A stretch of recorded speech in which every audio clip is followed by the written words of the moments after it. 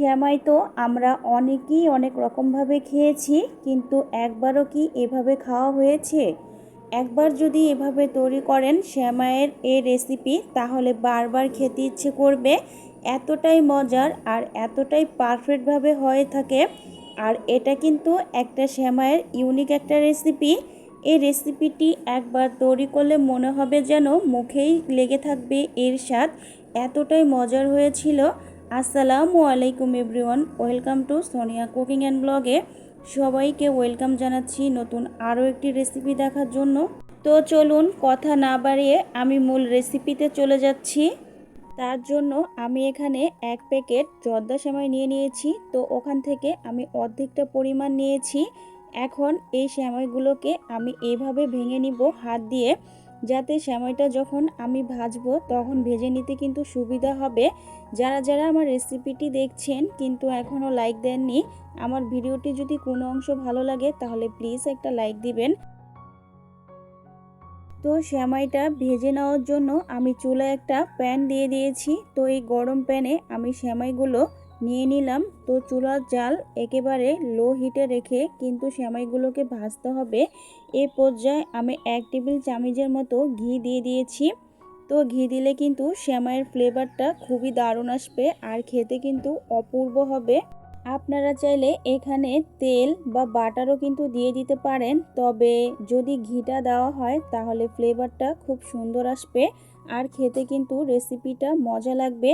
তো দেখতেই পাচ্ছেন আমি কিভাবে সেমাইটা ভেজে নিচ্ছি। আর অবশ্যই কিন্তু এই রেসিপিটা বানাতে হলে আমাদের প্রথমে সেমাইটাকে কিন্তু ভেজে নিতে হবে। তো সেমাইটা কিন্তু ভেজে নেওয়া হয়ে গেছে। আমি একটা সার্ভিং প্লেটে তুলে নিয়েছি। তো এখন এটাকে আমি রেখে দিব আর চলে যাব নাস্তার জন্য। প্রথমে আমি একটা ডিম ভেঙে নিব। তো ডিমটা কিন্তু আমি একটা চামচের সাহায্যে ভালো করে কিন্তু ফেটিয়ে নিচ্ছি। তো আপনারা কিন্তু এভাবে ফেটে নেবেন। তো এখন হচ্ছে আমি অ্যাড করে দিব এখানে 1 কাপের মতো চিনি। তো মিষ্টিটা আপনারা আপনাদের পছন্দ মতো দিবেন, যে যেমন মিষ্টি খেতে পছন্দ করেন।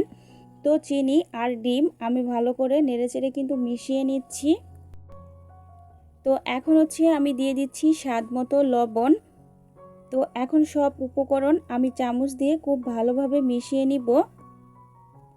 তো আমি এখানে হ্যান্ড উইচ দিয়ে হচ্ছে মিশিয়ে নিচ্ছি। আপনারা চাইলে কিন্তু ইলেকট্রিক বিটার দিয়েও কিন্তু ডিমগুলো কিন্তু ফেটিয়ে নিতে পারেন। তো হাতের কাছে যদি না থাকে তাহলে হ্যান্ড উইচ দিয়েই কিন্তু আপনারা ভালো করে ফোম করে নেবেন। আর দিয়ে দিয়েছি 1 চিমটির থেকেও একটু কম বেকিং পাউডার। তো সব কিছু দিয়ে আমি ভালো করে কিন্তু মিশিয়ে নিচ্ছি। তো দেখুন ফর্মটা কিন্তু কত সুন্দর মতো আমি তৈরি করে নিয়েছি। তো এখন হচ্ছে আমি যে সেমাইগুলোকে ভেজে রেখে দিয়েছিলাম, তো সেমাইগুলো কিন্তু আমি অ্যাড করে দিয়েছি।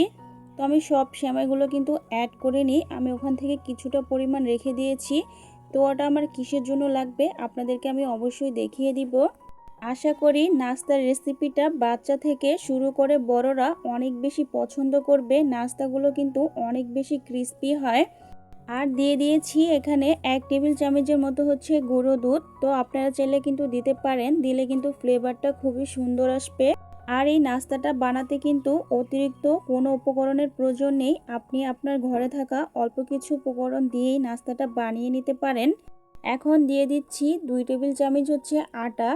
তো আপনারা কিন্তু অবশ্যই দিয়ে দিবেন, আটাটা দিলে কিন্তু বাইন্ডিংয়ের জন্য কিন্তু খুবই ভালো হবে। তো আটাটা দিয়ে আমি ভালো করে নেড়েচেড়ে কিন্তু মিশিয়ে নিচ্ছি সেমাইয়ের সঙ্গে। তো দেখুন আমি কিন্তু মিশিয়ে নিয়েছি। আর দিয়ে দিচ্ছি 1 টেবিল চামচ পরিমাণ হচ্ছে কর্নফ্লাওয়ার। তো কর্নফ্লাওয়ারটা কিন্তু দিবেন। আর হাতের কাছে যদি না থাকে তাহলে আপনারা আটা বা ময়দা দিয়ে কিন্তু নাস্তাটি কিন্তু তৈরি করে নিতে পারেন। এখন দিয়ে দিব 1 টেবিল চামচের মতো সয়াবিন তেল। তো তেলটাকেও আমি মিশিয়ে নিব।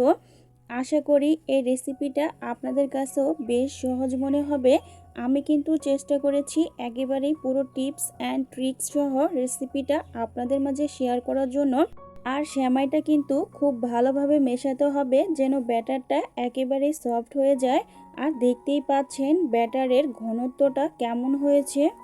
আর এই ব্যাটারের ঘনত্বটা একটু গাঢ় হবে, খুব বেশি পাতলাও হবে না, আবার অনেক বেশি ঘনও হবে না। তো এখন চলে যাচ্ছি রেসিপিটা বানানোর জন্য। তাই চুলায় একটা প্যান বসিয়ে দিয়েছি। এখানে আমি 1 টেবিল চামচের মতো তেল দিয়ে ভালো করে হচ্ছে মেখে নিয়েছি। তো এখন হচ্ছে আমি ব্যাটারটা দিয়ে দিব। তো আমি এখানে ছোট চামচের সাহায্যে হচ্ছে দিয়ে দিচ্ছি ছোট ছোট করে। তো শেপটা কিন্তু আমি দিয়ে নিলাম। এখন ভেজে রাখা সেই সেমাইটা আমি আরেকটু উপর থেকে ছড়িয়ে দিচ্ছি, যাতে নাস্তাটা আরও বেশি ক্রিস্পি এবং সুন্দর দেখায়।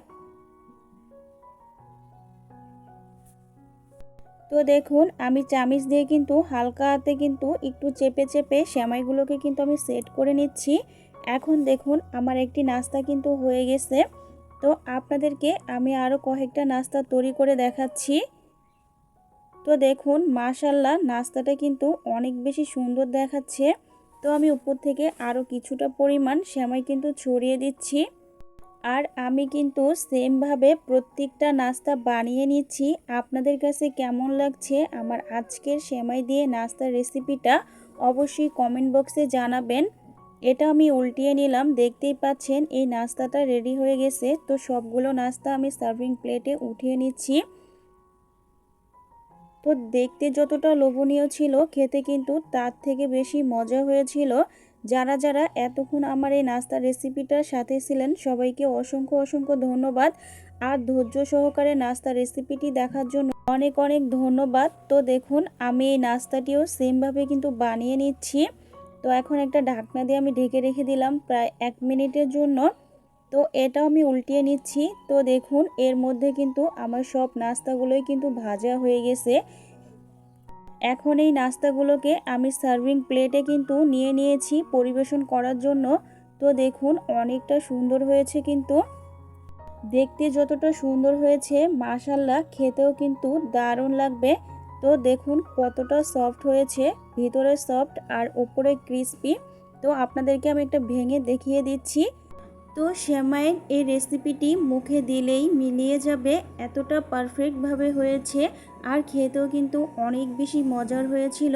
তো আজকের মতো আমি এখানেই বিদায় নিচ্ছি। দেখা হবে নেক্সট কোনো ভিডিওতে। সবাই ভালো থাকবেন, সুস্থ থাকবেন। আল্লাহ হাফেজ।